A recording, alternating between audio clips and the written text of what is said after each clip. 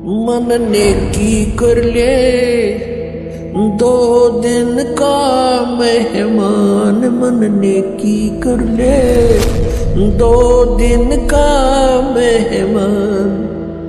जोरू लड़का कुटुंब कबीला, 2 दिन का तन मन का मेला। इन बोली आत्माओं को भ्रमित कर रखा है जो उनके अनुयायी हैं। सर्वप्रथम आपको पवित्र बाइबल से परिचित कराते हैं। पवित्र बाइबल के पढ़ने वालों से आप पूछिएगा परमात्मा साकार है व निराकार? वो कहेंगे परमात्मा निराकार है और कहते हैं गॉड इज फॉर्मलेस। उन्होंने फिर पवित्र बाइबल को समझा ही नहीं। पवित्र बाइबल में लिखा है कि परमात्मा मनुष्य दृश्य है और छठे दिन उस परमेश्वर ने कहा कि हम मनुष्य को अपने स्वरूप के अनुसार उत्पन्न करेंगे और वैसा ही कर दिया। छठे दिन भगवान ने मनुष्य को अपने स्वरूप में उत्पन्न किया, नर और नारी करके उनकी उत्पत्ति की। अब देखिएगा प्रमाण पवित्र बाइबल में। पवित्र बाइबल संपूर्ण जीवन अध्ययन बाइबल, पवित्र बाइबल संपूर्ण जीवन अध्ययन बाइबल। संपादक हैं डेविड स्टुअर्ट, अंग्रेजी। प्रधान संपादक Donald C Stamps, MA MDV। संयुक्त संपादक ये सारे कुछ लिखे इनके। ये USA से छपा है। अब ये देखिएगा उत्पत्ति, जिसको इंग्लिश में अंग्रेजी में बोलते हैं ये जेनेसिस। आरंभ यहां होता है। आदि में परमेश्वर ने आकाश और पृथ्वी की सृष्टि की। पृथ्वी बेडौल और सुनसान पड़ी थी और गहरे जल के ऊपर अंधियारा था तथा परमात्मा का आत्मा जल के ऊपर मंडराता था। जब परमेश्वर ने कहा कि उजियाला हो तो उजियाला हो गया और परमेश्वर ने उजियाले को देखा कि अच्छा है और परमेश्वर ने उजियाले को अंधियारे से अलग किया और परमेश्वर ने उजियाले को दिन, अंधियारे को रात कहा। सांझ हुई फिर भोर हुआ, भोर माने सुबह। इस प्रकार ये पहला दिन की रचना की प्रभु ने, परमात्मा ने, परमेश्वर ने। फिर परमेश्वर ने कहा कि जल के बीच एक ऐसा अंतर हो कि जल 2 भाग हो जाए, तब ऐसा ही होगा। तथा इस प्रकार सांझ हुई फिर भोर हुआ, ये दूसरा दिन हो गया। फिर तीसरे दिन कुछ और रचना की, सांझ हुई फिर भोर हुआ, फिर ये तीसरा दिन हो गया। ये फिर सांझ हुई फिर भोर हुआ, ये चौथा दिन हो गया। कुछ और रचना की परमात्मा ने, चौथा दिन हो गया। फिर ये प्रश्न नंबर 5 पे, तथा फिर और बहुत सी रचनाएं की परमेश्वर ने, तो सांझ हुई फिर भोर हुआ, इस प्रकार ये 5वां दिन हो गया। अब हम छठा दिन पढ़ेंगे।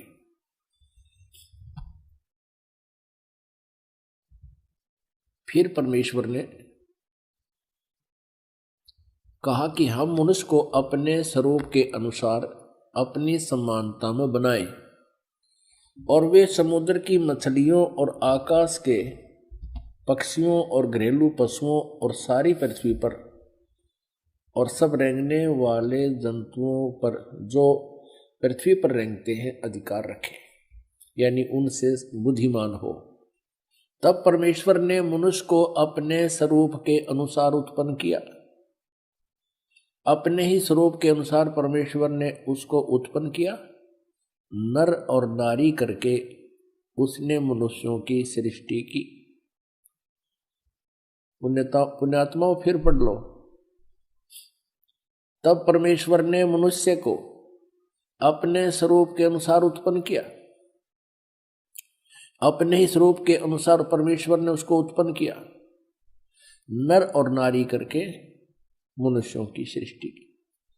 अब पवित्र बाइबल में उत्पत्ति ग्रंथ अध्याय नंबर 1 का श्लोक नंबर 26 है ये। इसमें स्पष्ट कर दिया है कि परमात्मा मनुष्य जैसा है, उसने मनुष्य को अपने जैसा बनाया है, नर और नारी करके उसकी उत्पत्ति की। आगे परमेश्वर ने एक और कमाल किया है कि मनुष्यों के लिए मांस खाने का आदेश उस परम पिता का नहीं है जिसने सब ब्रह्मांडों की रचना की, जो कुल का मालिक है। आगे देखिएगा, इसी उत्पत्ति ग्रंथ में ये 26 नंबर हमने पढ़ लिया। 27 नंबर में कि मनुष्य 27, 26 और 27 में यही व्यवस्था बताई है। ये 27 श्लोक में लिखा है कि तब परमेश्वर ने मनुष्य को अपने स्वरूप के अनुसार उत्पन्न किया। अपने स्वरूप के अनुसार परमेश्वर ने उसको उत्पन्न किया और नर और नारी करके मनुष्यों की सृष्टि की। अब 29 श्लोक में देखो, फिर परमेश्वर ने उनसे कहा, मनुष्यों को, सुनो, जितने बीज वाले छोटे छोटे पेड़ सारी पृथ्वी के ऊपर हैं और जितने वृक्षों में बीज वाले फल होते हैं, वे सब मैंने तुमको दिए हैं, वे तुम्हारे भोजन के लिए। अब पूर्ण परमात्मा का कोई आदेश नहीं है मांस आहार करने का किसी भी मनुष्य को। और ये कितना बुरी तरह खाते हैं ये ईसाई लोग। तब सांझ हुई, फिर भोर हुआ, इस प्रकार 6वां दिन हो गया। ये और बहुत सी रचनाएं की इसके बाद। अब 7वां दिन देखो,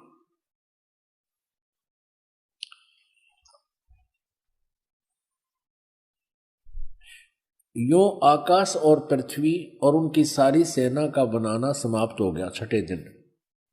और परमेश्वर ने अपना काम जिसे वह करता था 7वें दिन समाप्त किया और उसने अपने किए हुए सारे काम से 7वें दिन विश्राम किया।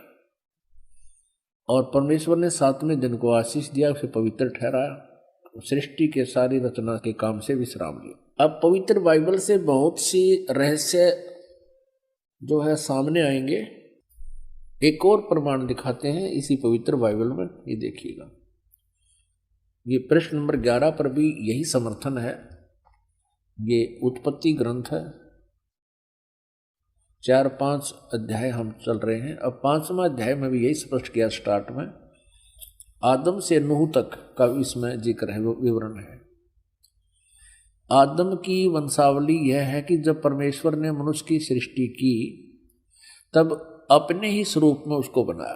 अब डबल दूसरी बार फिर यहाँ पर प्रमाणित कर दिया कि परमेश्वर ने मनुष्य की सृष्टि की तब अपने ही स्वरूप के में उसको बनाया। उसने नर और नारी करके मनुष्य की सृष्टि की और उन्हें आशीष दी और उनकी सृष्टि के दिन उसका नाम आदम रखा। अब स्पष्ट हो गया, 2 बार फिर कह दिया। अब आगे दिखाते हैं, ये भी दिखाते हैं कि ये 3 हैं जो इनको कंट्रोल करते हैं। किसको? ईसाई धर्म को।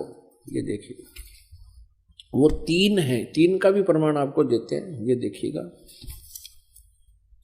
ये है 24 पृष्ठ और वही उत्पत्ति यानी जेनेसिस 17-18। 3 अतिथि।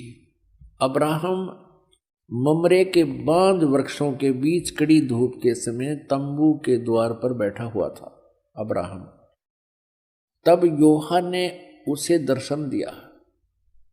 उसने आंखें उठाकर दृष्टि की तो क्या देखा कि 3 पुरुष उसके सामने खड़े। ये तीनों ब्रह्मा विष्णु महेश। जब उसने उन्हें देखा तब उनसे भेंट करने के लिए तंबू के द्वार से दौड़ा और भूमि पर गिरकर दंडवत किया और कहने लगा, हे प्रभु, यदि मुझ पर तेरी अनुग्रह दृष्टि है तो मैं विनती करता हूँ, अपने दास के पास से चले न जाना। मैं थोड़ा सा जल लाता हूँ और आप अपने पांव धोकर इस वृक्ष के नीचे विश्राम करें। फिर मैं एक टुकड़ा रोटी ले आऊं और उसे आप अपने अपने जीव को तृप्त करें। तब उसके पश्चात आगे बढ़े, क्योंकि आप अपने दास के पास इसलिए पधारे हैं। उन्होंने कहा जैसा तू कहता है वैसा कर। अब देखो पुण्यात्मा, इस पवित्र बाइबल ने यह सिद्ध कर दिया कि परमात्मा मनुष्य सदृश है, वो साकार है, मनुष्य जैसा है, क्योंकि उसने मनुष्यों की सृष्टि अपने स्वरूप के अनुसार की। दूसरा कंसेप्ट ये क्लियर कर दिया कि 7वें दिन तख्त पर जा बैठा, उसने विश्राम किया। उसके बाद इस काल के हाथ में बागडोर आ गई, ब्रह्म के हाथ में, और इसने अपने तीनों पुत्रों को ये बागडोर संभाल रखी है, श्री ब्रह्मा, श्री विष्णु, श्री शिव जी को। आपने ये भी देख लिया कि भगवान किसी दृष्टिकोण से भी निराकार नहीं है, वो साकार है। पूर्ण परमात्मा भी साकार है जिसने सारे ब्रह्मांडों की रचना की, और आगे ये देवता भी साकार है जो वाटिका में घूम रहा है, उनसे बातें कर रहा है, उन आदम और हवा के कपड़े सिलवा रहा है। और फिर अब्राहम नाम के एक महापुरुष हुए हैं ईसाई धर्म में, ईसा जी से पूर्व की बातें हैं, आदम जी के बाद की बातें। तो उसने देखा कि 3 भगवान खड़े सामने, उनको दंडवत प्रणाम किया। तो परमात्मा निराकार कहां से रहा, ये कहां से लाई ये सिद्धांत? ये था लोकवेद। लोकवेद वो होता है जो दंत कथा होती है, जो सदग्रंथों के विपरीत होता है।